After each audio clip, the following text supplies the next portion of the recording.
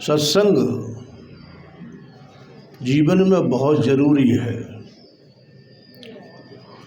सत्संग मनुष्य को मनुष्य बनाता है, इंसान में इंसानियत पैदा करता है। देखने के तो हम लोग मनुष्य संसार में सभी दिखाई देते हैं, लेकिन मनुष्य में मनुष्यता नहीं, इंसान में इंसानियत नहीं। तो शरीर भले मनुष्य का हो, जीवन पशुवत है, तो काम का क्या हो। सत्संग में हमें मानवता मिलती है, इंसानियत मिलती है, हमारे अंदर सद्विचार सद्भावनाएं उत्पन्न होती हैं। इसलिए सत्संग में आना जरूरी है। कहते हैं संत जन के अगर चाहते हो कल्याण तो बन जा तू इंसान। अगर चाहते हो कल्याण तो बन जाओ इंसान, छोड़ दे अभिमान, तुझे आकर के स्वयं ही मिलेंगे भगवान। इंसान बन जाओ। गुरुजी से आशीर्वाद मिलती थी एक शिष्य को, कहते थे प्रणाम करते, कहते भगवान करे तू इंसान बने, भगवान करे तू इंसान बने। साथ में उसका एक कोई संबंधी या मित्र आदि आया साथ में, और रोज उसे 2-4 दिन सुना, यार तुम्हारे गुरुदेव तुम्हें आशीर्वाद क्या थे, तो भगवान करे तुम मनुष्य बनो। तुम मनुष्य नहीं हो क्या? मनुष्य नहीं हो? देखो हमारे तुम्हारे जैसे हाथ पैर कान सब कुछ है, ऐसे ही हम बोलते, ऐसे तुम बोलते हो। तुमको गुरु महाराज आशीर्वाद देते हैं तो आदमी बने, मनुष्य बने। बोले बात तो सही कह रहे हो भैया तुम। वो एकांत में जाकर गुरुदेव से मिला, निवेदन किया, भगवान मेरी शंका की एक मेरे साथी ने कहा कि तुझे गुरुदेव आशीर्वाद क्या देते हैं कि भगवान करे तू इंसान बने, मनुष्य बने। क्या भगवान में मनुष्य नहीं हूँ? बोले बेटा मनुष्य तो हो, कौन कहता है मनुष्य नहीं हो, लेकिन मनुष्य का शरीर होने से सब लोग मनुष्य ही नहीं होते। जीवन में पशुता भरी है, पशुवत जीवन जी रहे हैं। गुरुदेव सुनाते ना,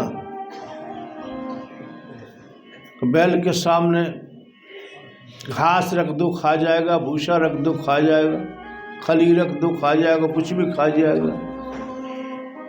हम इंसान तो है, हमारे सामने भी कुछ भी रख दो सब कुछ खा जाता है इंसान।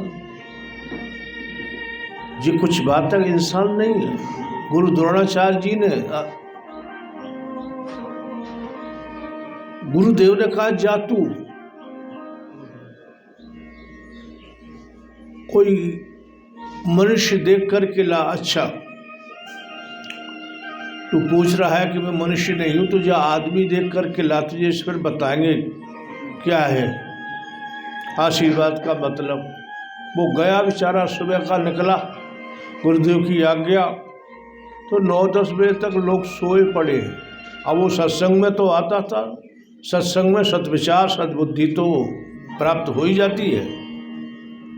जाकर के देखा ये तो 10 बजे तक सो रहे हैं। अरे मनुष्य का 10 बजे तक सोने का तो मतलब ही नहीं उठता। मानव को तो 5 बजे उठना चाहिए, 4 बजे उठना चाहिए, 6 बजे उठना चाहिए, बैठ कर के भगवान का भजन करना चाहिए। ये तो अभी सोए पड़े रहे। मनुष्य कहाँ, ये तो राक्षस लोग होते हैं जो 10-10, 11-11 बजे तक सोते हैं। इनमें से किसी को ले चले, सोचा ये बहुत सोए पड़े, भाग आया वापस और आगे बढ़ा। थोड़ा टाइम बढ़ा, दोपहर मध्याह्न का समय हुआ। होटल आदि में लोग बड़े भोजन आजकल बड़े स्वाद से खाते हैं। होटलों में ज़्यादातर कहते चलो आए तो होटल में खा के आए। अब होटल में तुम्हारे घर जैसा कहाँ से मिल जाएगा? होटल में कहाँ से मिलेगा? आपके घर में तो दाल के पतीली में दाल का ही चम्मच मिलेगा। दाल है, सब्जी में होगा तो सब्जी का ही चम्मच मिलेगा। वहाँ तो हर चीज़ का चम्मच एक ही होता है, दाल भी उसी से परोस रहे हैं, अंडे का रस भी उसी से डाल रहे हैं और दूसरी चीज़ का रस भी उसी से डाल रहे हैं। होटलों में तो ये होता है क्या? हम लोग ये बात आप असत्य ना समझे। हरिद्वार यात्रा पर गए थे हम लोग, 70-75 लोग थे, बहनें बेटियां सभी उसमें थी, माताएं साथ में। एक होटल था, उसमें प्रसादी के लिए गए खाने, तो ये हमारी बहन बेटियों ने कहा कि गुरुदेव के लिए कोई पहचान वाला था होटल, मतलब अपने समाज का कोई होगा। बोले हम प्रसाद रोटी हम बना लें अपने हाथ से गुरुदेव। बोले ठीक है बना लो। अपन तो आपस के लोग थे, वो हटा दिया वो बनाने वालों। तो वहाँ जाकर के देखा तो उन्होंने सब ये बात जो मैं आपको सुना रहा हूँ, उन माताओं ने अंदर से आकर के सुना कि अरे राम राम, यहाँ तो गुरुदेव को रोटी भोजन खिलाने जैसी जगह ये तो है ही नहीं। यहाँ तो बहुत गंदगी है, एक ही चम्मच है, उसी में से दाल, एक ही वो होता है वो फ्राई करने वाला बर्तन, उसमें अंडे भी बना रहे हैं, दाल भी फ्राई कर रहे हैं, मांस का रस भी डाल रहे हैं। देख के वो हैरान होकर भाग के आ गई, अरे राम राम, यहाँ नहीं खिलाना चाहिए। ये तो शायद आजकल मनुष्य क्या कहता है, चलो भाई आज तो होटल में खाएंगे, आज तो शांति की सालगिरह है, कोई उत्सव है तो होटल में खाएं। अरे होटल में खाओ भले, लेकिन शुद्ध होटल हो या अपना बढ़िया से बढ़िया भोजन प्रसाद बनवाओ। हालांकि होटलों में शुद्धता बहुत कम होती है, कैसा भी हो होटल हो, चाहे सत्संगी का ही क्यों ना हो। अधिकांश होटल के खाने से बचना चाहिए वैसे तो बहुत ज़्यादा। देखा तो वहाँ तो वही नोचा खरोची हो रही, खा रहे हजारों। कहा यार ये आदमी, बोले यहाँ तो बहुत भीड़ है, ले चले। तो सोचा कैसे ले चले, तो चील कौआ जैसे नोच नोच के खा रहे, ऐसे तो नहीं। गुरुदेव ने कहा कोई मनुष्य लेके आगे बढ़ा गया, ऐसे ही देखा तो झगड़ा हो रहा है, बहुत जोर से झगड़ा हो रहा है। सोचा यहाँ दूर से देखा तो बोले भीड़ यहाँ बहुत है, यहाँ से कोई जरूर मिलेगा। वो तो लड़ाई या झगड़ा होता है ना, लड़ने वाले तो 2-4 ही होते, लेकिन देखने वाले सैकड़ों इकट्ठे, देखने वाले इकट्ठे हो जाते, भीड़ बहुत इकट्ठे हो जाती है। जाकर के देखा, अरे नहीं ये तो मनुष्य नहीं है, मनुष्य से लड़ेगा क्या, ये तो पशु है, पशु लड़ते हैं। नहीं, लौट करके आया, कहा बेटा कितने ले आए मनुष्य? बोले गुरुदेव मैं तो एक भी नहीं लाया। बोले क्यों? इतना बड़ा शहर, इसमें तो ये कोई मनुष्य नहीं मिला, मानव नहीं मिला। बोले गुरुदेव मुझे तो एक भी नहीं मिला। क्या मिला? बोले कहीं लोग दैत्य लोग पड़े हैं, कहीं चील कौए जैसे काम हो रहा है, कहीं सांड बैल भैंसों जैसी लड़ाइयाँ लड़ रहे हैं। वो तो रूप जरूर मनुष्य का था, लेकिन वहाँ मनुष्यता तो दिखी नहीं। तो तू मुझे क्या पूछ रहा था? बोले यही पूछ रहा था भगवान आप आशीर्वाद देते तू मानव बने, मनुष्य बने। बोले अब समझ में आ गई? बोले हाँ गुरुदेव अब अच्छी तरह से समझ में आ गई। शरीर मनुष्य का होने से मनुष्य नहीं हो जाता। मनुष्य के अंदर मनुष्यता नहीं है, इंसान के अंदर इंसानियत नहीं है, तो वो इंसान नहीं है। इसलिए संत कहते हैं अगर चाहते हो कल्याण तो बन जा तू इंसान। अगर चाहता है तो कल्याण तो बन जा इंसान। अरे छोड़ दे अभिमान प्यारे, तुझे आकर मिलेंगे भगवान। कहीं जान नहीं, अभिमान ही तो सबसे बड़ी खराब चीज है। दोष अपने अंदर नहीं आने देना चाहिए कोई भी। दोष पराये देख कर चलत हसंत हसंत। दूसरे के दोष देखते हैं ना तो बड़े हंसते हैं, ये देखो कैसा व्यक्ति है, ये कैसा आदमी, कितना खराब है। अपने दोष न देखिए जाका आदि न अंत। दोष पराये देख कर चलत हसंत हसंत। अपने दोष न देखिया, अपने तो देखते नहीं, अनंत दोष भरे पड़े। अपने दोष देखना चाहिए। दूसरे के दोष नहीं, अच्छे संग में रहना है। संत सत्संग कर रहे थे, चौपाल पर बैठ कर के वहाँ से संतरे वाला आवाज लगा, ले लो अच्छे संतरे, ले लो अच्छे संतरे। संतरे खा, देखो भाई ये क्या बोल रहा है। बोले महाराज जी संतरे बेचने वाला है, संतरे बेचने वाला है, कह रहा अच्छे संतरे ले लो, अच्छे संतरे। अरे बोले संतरे तो बेच रहा है लेकिन उसका भाव क्या है? अरे अच्छे संत तरे, अच्छे संग तरे, बुरे संग मरे।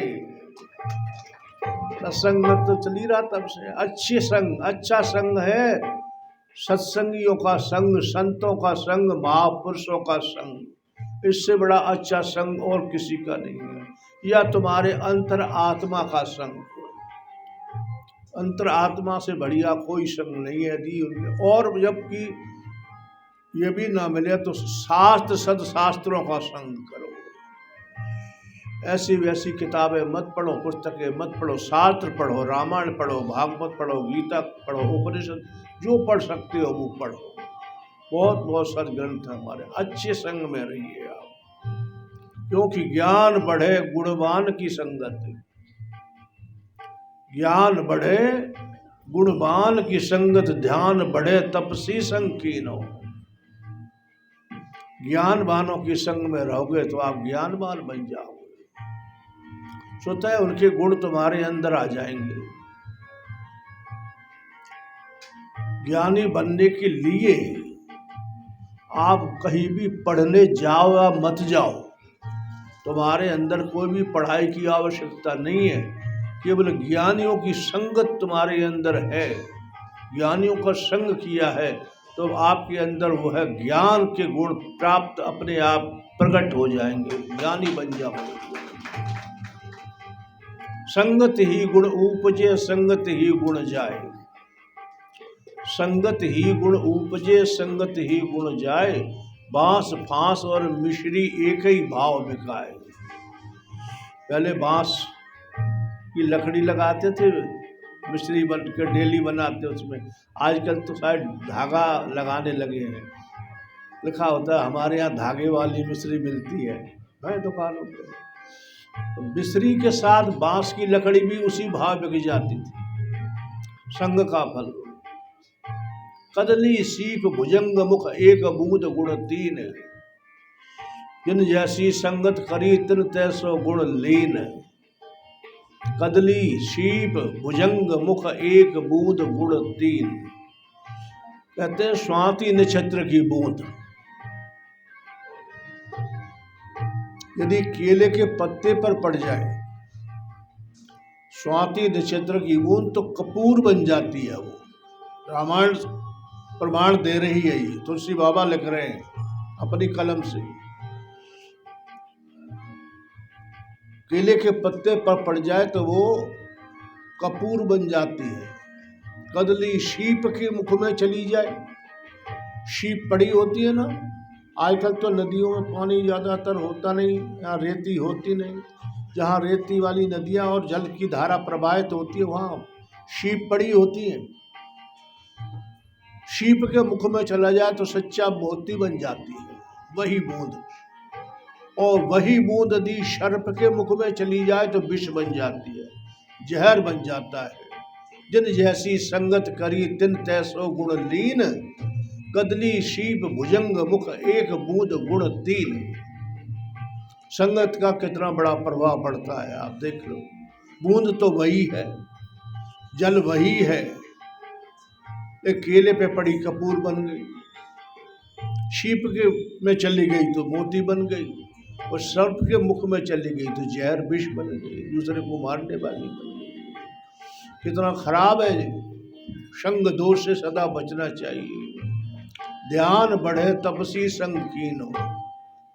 तपस्वियों के साथ रहोगे, तपस्वी तो ध्यान मगन रहते हैं, ध्यान की क्रिया को सीखना नहीं पड़ेगा, उनके पास बैठ से अपने आप ध्यान करने लग जाएंगे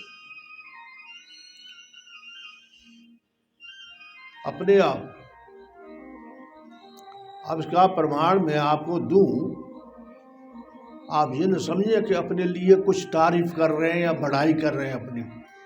अपनी बढ़ाई तो कोई करेगा, वो तो कहते हैं ना कि अपने मुंह में या मिट्टू जमाना, मुहावरा आता था, तो वो नहीं है। हमने कोई, आप सबको पता है कि ये पत्थर का व्यवसाय करते थे। हमको तो पत्थर वाले पंडित जी बोलते थे, कहो भाई कल क्या नाम तुम्हारा, बोलो ना। और हम कौन से कॉलेज में पढ़ने के लिए गए, शास्त्र पढ़ने, कौन से भागवताचार्य जी के पास गए, किसके पास गए? किसी के पास नहीं गए। और जब तक गुरुदेव के चरणों में रहे, आज भी रहे तो गुरुदेव के चरणों में ही रहे हैं, लेकिन गुरुदेव की सेवा में जब तक 18 साल रहे, तब तक हम वृंदावन भी नहीं गए। वृंदावन में गुरुदेव भगवान ने पूछा, रमेश लाल वृंदावन गए हो आप बेटा, बिहारी जी का दर्शन किया है? मैंने कहा गुरुदेव हमने तो नहीं किया। तो हरिद्वार? हाँ भगवान हरिद्वार तो रोज जाते हैं। हरिद्वार जाते हो हरिद्वार में? हाँ हरिद्वार।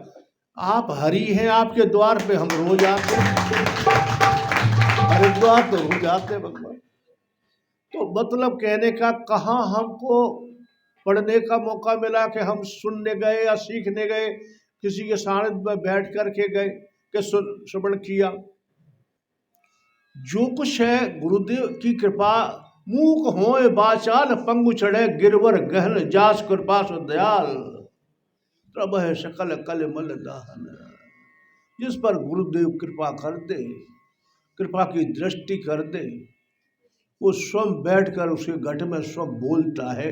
वो नहीं बोलता, उसका गुरु बोलता है। हर किसी संत